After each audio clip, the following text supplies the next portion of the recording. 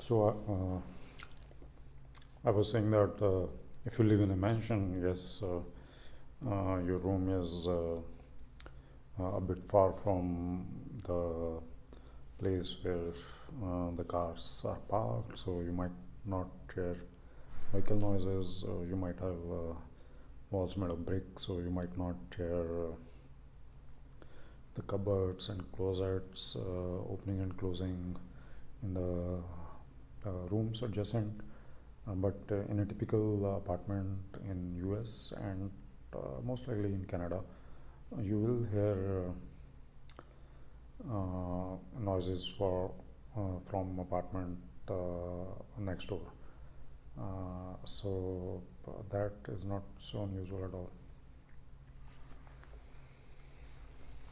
Do you think the sounds then were being produced?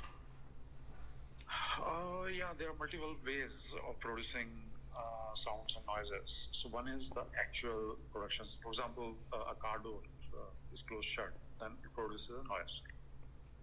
Now that is one source. The other source can be that there can be a speaker which emits a noise or sound, which is that of a car door closing.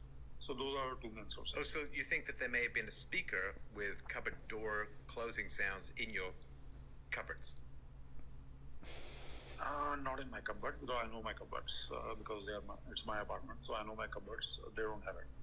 So either they are cupboards which are being closed in the apartment next to me, next door apartment, or they are sound producing devices which are installed somewhere in the heating or air conditioning system, HVAC. Heating, ventilation, and air conditioning system. Right. Did you record these sounds as well? Yes, I did. And I assume that you went to talk to your neighbors and say, "Are you guys opening and closing cupboard doors that are kind of loud, or what?" No, I didn't. So there are multiple reasons for that. One, I was single at that time. And wait, you were single, so you can't talk to your neighbors? I don't follow. Actually, another reason was that there are multiple apartments around one's apartment. So there's an apartment upstairs, there's an apartment downstairs, there's an apartment next door, so there's another apartment on your right, and then there may be an apartment across the hallway. So how many apartments are you going to check with? I mean, so there can be 4, 5, sometimes 6 apartments which are adjacent to your apartment, and you can hear some sounds or noises from them. So with something like this, it's not practical to approach every neighbor who's adjacent to you and ask them if they are producing this. And I might have asked, so if I suspected that it was my neighbor on my right, I might have gone to him, and actually I did a couple of times, might have gone to him and asked him that, why are you closing and opening your closets so often? And he'll say, no, it's just, I do it once in a while. And then what can I say after that? I can't tell him that I'm hearing it very frequently, or maybe I can tell him that also, but it won't result in a resolution, and it did not. So after a while, I just stopped bothering to try to figure out where the noises were coming from, and just ignore them. And that's what I started doing after some time. Well, I'm also. So we are talking at this time. We are talking about 2008. So although I've been in US for a few years, but still. And so also this is like many years ago. This is like more than 10 years ago. So it's difficult for me to recall everything in detail from that time. I have better memory of the way it progressed in 2015, but we never got to that. So it never. No, I was uncomfortable, and I was just trying to keep pace with Stefan and respond to his rapid fire questioning. It did not occur to him also that we are talking about like 10 years ago. So it's a little tricky to have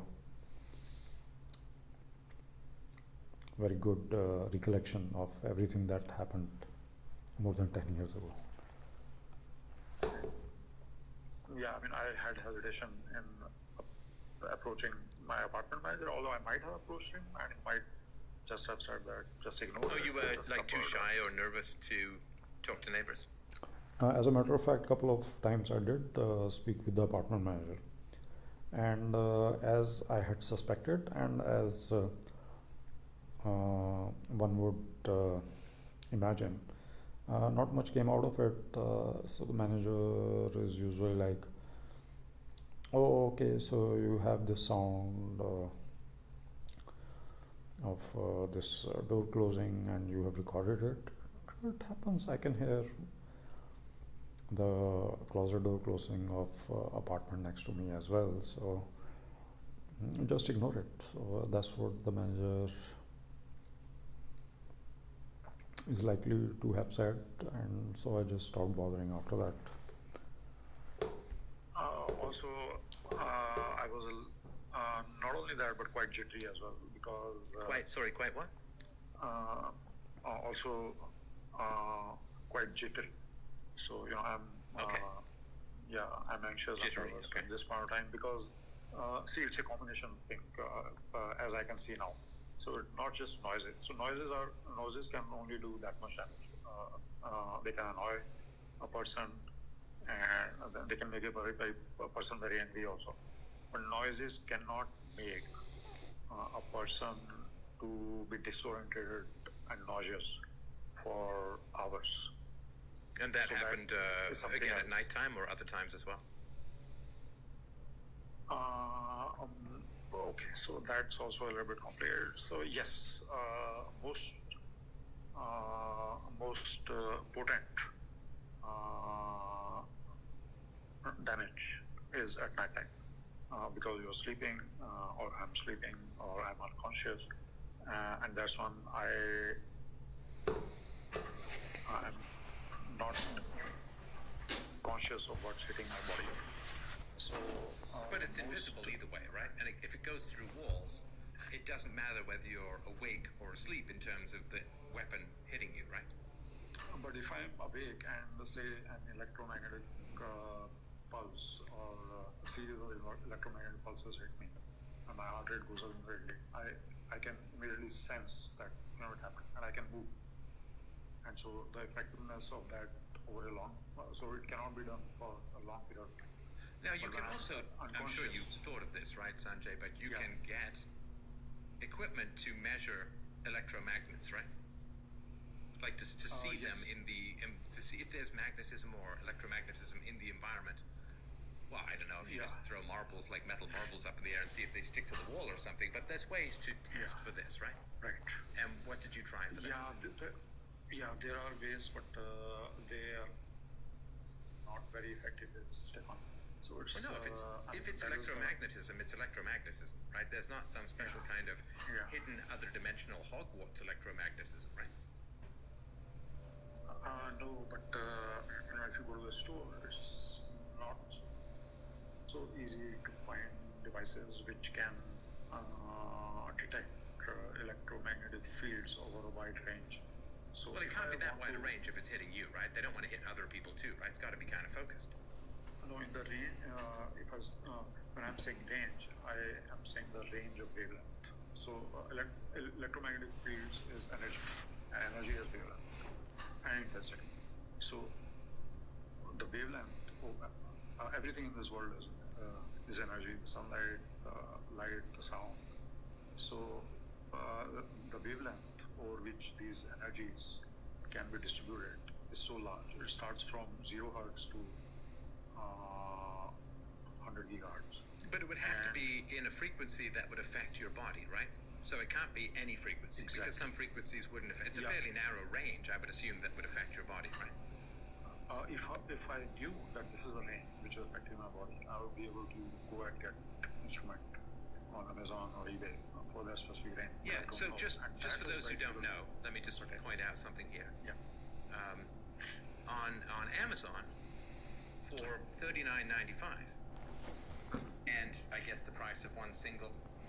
So here I am explaining that the wavelength range of electromagnetic fields can be very wide, and there is no single instrument which can measure energy across the whole wavelength spectrum. But Stefan is not interested in that, so he is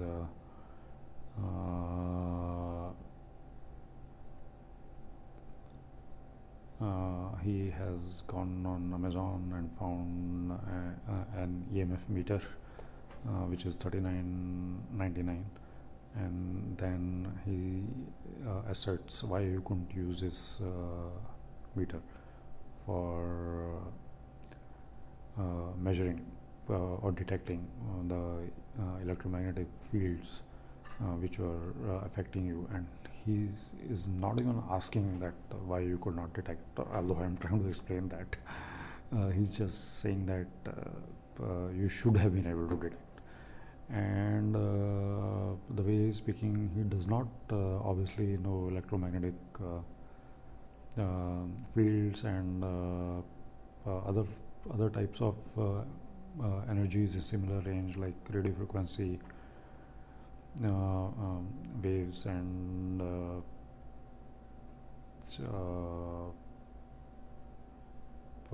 infrared light. So he does not understand energy as well, but he asserts that you should have been able to detect these energies with this instrument on Amazon. AAA alkaline battery, which is actually included, so you don't even have to do that, right? So you can get an electrosensor electromagnetic field detector. Yeah. It comes with a whole kit and so on, and that's good. It's got it's got a lot of 5-star ratings, a couple of ones that are lower. Ratings. So it has got good it's ratings. $40. Now this does 50 to 60 hertz. I'm sure you can get ones that do different, but there are electromagnetic field detectors. So it does mention that it does 50 to 60 hertz. Actually, this one has a little bit wider range, and I do have this meter incidentally, but because this meter is there, it doesn't mean that it will be able. It does not mean that the energy, electromagnetic fields or electromagnetic energy which will be used, which is being used to harass me, is within the range that this meter can detect. So there are hundreds of other types of meters which are able to detect different types of electromagnetic fields and different wavelengths of electromagnetic fields. So why would the energy which I am experiencing, being harassed with, has to fall within the range that this particular EMF meter can detect? So this is the rationale Stefan, using his rudimentary electromagnetic field knowledge, to question why I was not able to detect the energies with this particular meter, which is $40 on Amazon, and that's a highly rational individual in Stefan. Available for a small amount of money. So I'll try to explore that, and I'm an engineer also, so I can also do that kind of research. Although it's a little bit difficult for me because I am always on my toes because of 24/7 harassment. But if you want to really figure out what type of energy field is being used to do this, you have to have a room full of instruments in order to do it. Well, you don't know that because you haven't even tried one, right? No, actually, I have. So I have. I think I might have the instrument that you have looked up on Amazon. And I have Wait, a bunch of hang others also. on. Now we have round 2 of me asking you a question and getting different answers. Right? The first one was, did you see a doctor? And then you said I didn't, and then I did. Yeah. And then I say, did you try electromagnetic detection? And you said no, and then you say, well, yes, right?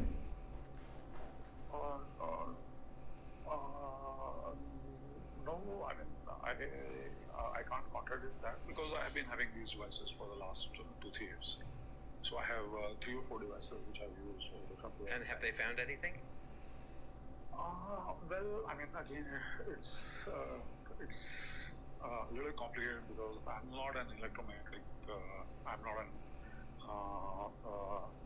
electrical engineer or an electronics. Oh, Sanjay. engineer. Okay. So hang on a sec. I need you to just take a pause here because clearly you've been online and you've talked to people. You didn't come up with gang stalking or covert harassment all on your own because it's a phenomenon on the internet, right? So people feel that believe that they're being stalked or harassed in this kind of way. And so there is a collective Borg brain or a hive mind that you can ask, how do you detect these weapons, right? And they will tell you, oh, listen, I'm sure someone with a lot of resources, maybe even a lab, has been targeted in this way. And what they do is they say, oh, I've scanned the whole thing, and here's the frequency that they're using.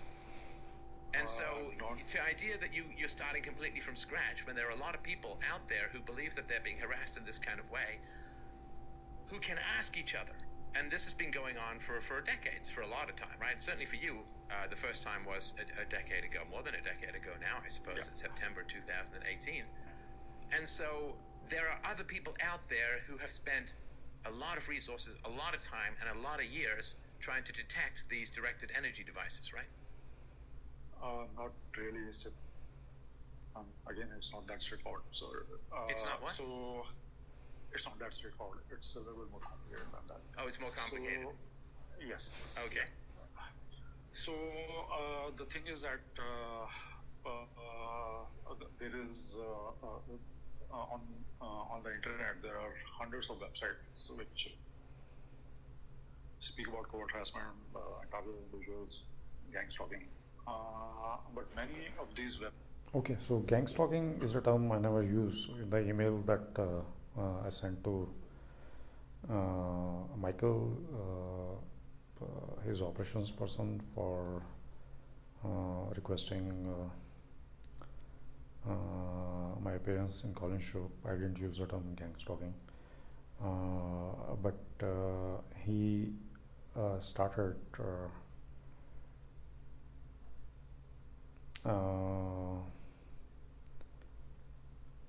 using the term gang stalking without me ever having mentioned it. So he has been looking it up, and the term that I use is covert harassment, and gang stalking is used online in conjunction with covert harassment. But because he's now in making this a little bit sensational mode, so he's using his words, he's using the phrases which seem to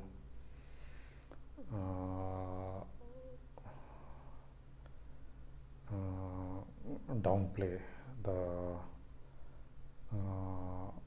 harassment nature, but give more weightage to the sensational and the nature of it, which is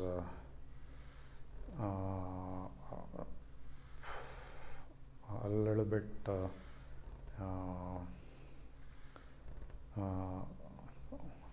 unusual and makes it sound a little bit crazy. So he insists on using gang stalking, and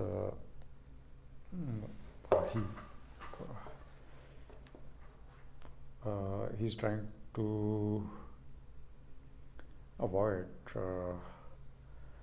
the technical discussion about this when I try to explain to him that it's difficult to measure because of the wide range, and he doesn't. So he immediately stops that line of conversation and goes and moves over to why you are not able to find from other people. And when I try to explain that, then and the explanation seems credible, then he'll cut that off. And so he is a person who wrote the book Art of the Argument, but he does not sound like a person in this conversation to be a person who is really interested in discussing. So he's making claims, and he's basically accusing me why I didn't do this, why I didn't do that, and if the answer seems